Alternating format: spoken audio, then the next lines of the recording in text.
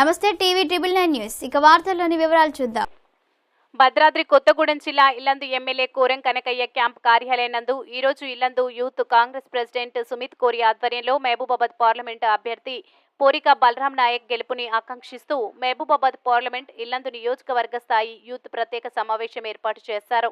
ఈ కార్యక్రమానికి ముఖ్య అతిథిగా తెలంగాణ యువజన కాంగ్రెస్ రాష్ట్ర అధికార ప్రతినిధి వినోద్ లో నాయకులు పాల్గొని మాట్లాడుతూ బడుగు బలహీన వర్గాలకు పేద ప్రజలకు న్యాయం జరగాలంటే కాంగ్రెస్ పార్టీ ఇందిరమ్మ రాజ్యం రావాలని, గత 10 సంవత్సరాలుగా మోదీ దేశాన్ని అభివృద్ధి చేయకుండా అనేక అక్రమాలకు పాల్పడ్డాడని, దేశవ్యాప్తంగా ప్రజలు చైతన్యవంతులై రాబో పార్లమెంటు ఎలక్షన్లలో కాంగ్రెస్ పార్టీ మహబూబాబాద్ పార్లమెంట్ అభ్యర్థిగా పోటీ చేస్తున్న పోరిక బలరాం నాయక్ హస్తం గుర్తుపై ప్రతి ఒక్కరూ ఓటు వేసి అత్యధిక మెజార్టీతో గెలిపించవలసిందిగా వినోద్ లోక్ నాయక్ కోరారు. ఈ కార్యక్రమంలో టీపీసీసీ నాయకులు బూక్య తిరుపతి నాయక్, సునీల్ నాయక్, కాకతీయ యూనివర్సిటీ విద్యార్థి నేతలు బూక్య రమేష్ నాయక్, మాలోతు వెంకన్న నాయక్, కాంగ్రెస్ పార్టీ నాయకులు బూక్య రవి రాథోడ్, నాగరాజు మరియు ఇల్లందు యూత్ కాంగ్రెస్ నాయకులు సాంబా మహేష్, ఎం కార్తిక్, ఆర్ రాజేష్, ఎండి ఆరిఫ్, ప్రవీణ్ తదితరులు పాల్గొన్నారు. జై సోనియమ్మ, జై సోనియమ్మ, జై రాహుల్ గాంధీ, జై రాహుల్ గాంధీ, జై రాహుల్ గాంధీ, జై రాహుల్ గాంధీ, జై రేవంత్ రెడ్డి, జై రేవంత్ రెడ్డి. నమస్తే. కాంగ్రెస్ పార్టీ బలపరిచిన అభ్యర్థి శ్రీ పోరిక బలరాం నాయక్ గారు మహబూబాబాద్ పార్లమెంట్ నుంచి పోటీ చేస్తున్నారు. ఈ దేశంలో 17 సార్లు జరిగినటువంటి ఎన్నికలు ఒక ఎత్తు అయితే 18వ సారి జరుగుతున్నటువంటి ఈ లోక్సభ ఎన్నికలు భారతదేశంలో చాలా కీలకమైనటువంటి ఎన్నికలు. 17 సార్లు ప్రజాస్వామ్యం కోసం, రాజకీయం కోసం, ప్రజా పాలన కోసం ఎన్నికలు జరిగితే 18వ సారి జరుగుతున్నటువంటి ఈ ఎన్నికలు కేవలం నియంతృత్వం కోసం, మతతత్వంపై ఇవాళ పోరాటం కోసం కాంగ్రెస్ పార్టీ చేస్తున్నటువంటి ప్రజాస్వామ్య రక్షణకు మధ్య జరుగుతున్నటువంటి ఒక ప్రచండ యుద్ధం లెక్క భావించవచ్చు. ఇవాళ ప్రైవేటీకరణ, మోడీ చేసినటువంటి ప్రైవేటీకరణ వల్ల బిఎస్ఎన్ఎల్, బిడిఎల్, బిహెచ్ఎల్ఎల్, అదేవిధంగా విమానాశ్రయాలు, ఓడరేవులు, రైల్వేలు, ఈ విధంగా చెప్పుకుంటూ పోతే అనేక ప్రభుత్వ రంగ సంస్థలు ఈ దేశంలో అదానీలకు, అంబానీలకు ఇలా తాకట్టు పెట్టబట్టి దేశం నాశనం అయిపోయింది. దాదాపు 13 లక్షల కోట్ల రూపాయలు ఈ కార్పొరేట్ సంస్థలకు ఇవాళ రుణమాఫీ చేశారనంటే ఈ దేశం ఎంత దారుణమైనటువంటి పరిస్థితుల్లో ఉందో మనం అర్థం చేసుకోవచ్చు. కేంద్ర ప్రభుత్వంలో ఉన్నటువంటి, గత ప్రభుత్వం రాష్ట్రంలో ఉన్నటువంటి బీఆర్ఎస్ నుంచి గెలుపొందినటువంటి కవిత ఒక్కసారి కూడా పార్లమెంట్ లో మన ప్రాంత ప్రజల అభివృద్ధి కోసం గాని, ఇక్కడ ఉన్నటువంటి ఖనిజ సంపద గురించి గాని, ఇక్కడ నెలకొల్పే జాతీయ స్థాయి, రాష్ట్ర స్థాయి విద్యాలయాల గురించి గాని, సెంట్రల్ మైనింగ్ యూనివర్సిటీ గాని, బయ్యారం స్టీల్ ప్లాంట్ గురించి గాని ఒక్కసారి కూడా మాట్లాడలేదంటే ఇక్కడ ఉన్నటువంటి విద్యారంగం పైన, ప్రజలపైన, రవాణా వ్యవస్థ పైన ఎటువంటి చిత్తశుద్ధి ఉందో ఈ అభివృద్ధి పైన టీఆర్ఎస్ పార్టీ వాళ్లకు ఇక్కడ గతంలో ఉన్నటువంటి ఎంపీ కవిత అర్థం చేసుకోవచ్చు.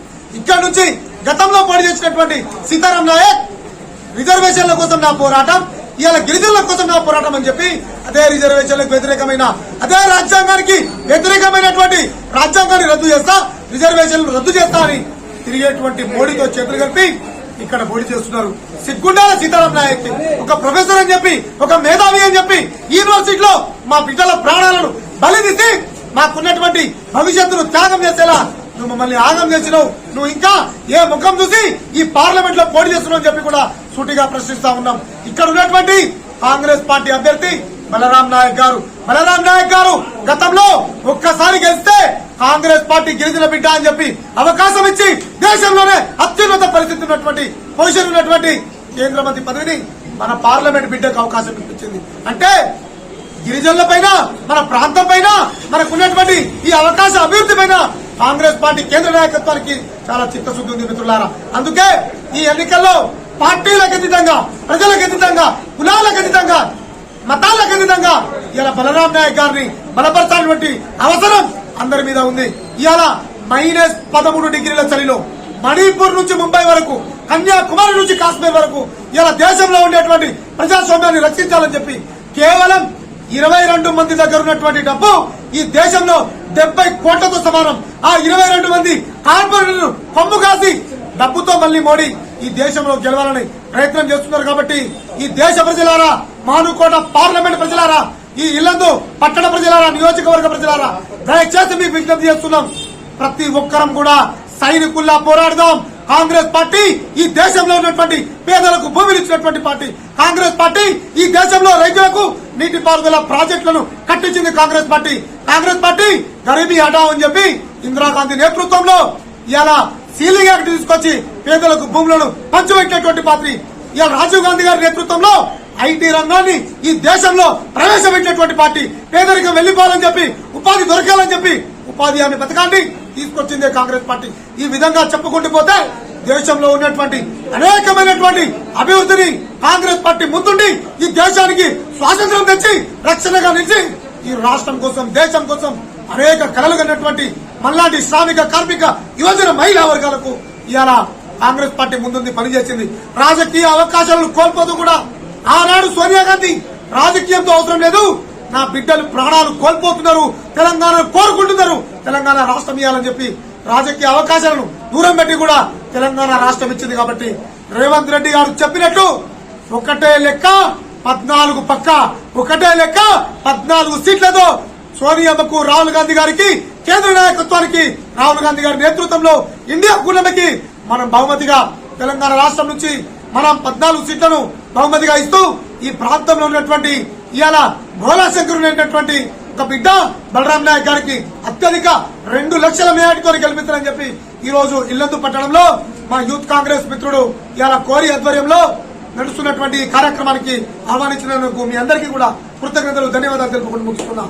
వినోద్ లోక్ నాయక్, యువజన కాంగ్రెస్ రాష్ట్ర అధికార ప్రతినిధి. జై బలరాం నాయక్, జై బలరాం నాయక్, జై బలరాం నాయక్, జై బలరాం నాయక్. హస్తం గుర్తుకే, హస్తం గుర్తుకే. ఈరోజు లోక్ నాయక్ వినోద్ నాయక్ గారి ఆధ్వర్యంలో మా యూత్ ప్రెస్ మీట్ జరగడం జరిగింది. శ్రీ కోరిక బలరాం నాయక్ గెలుపు కోసం మా Illandu youth president and assembly youth Congress అందరం కలిసి పనిచేసి బలరాం నాయక్ గారి విజయానికి మేము బలపరుస్తామనేసి కోరుకుంటున్నాం. వార్తలు ఇంతటితో సమాప్తం. మళ్ళీ తిరిగి ప్రసారం అయ్యే టీవీ 9 న్యూస్ లో కలుద్దాం. అంతవరకు సెలవు.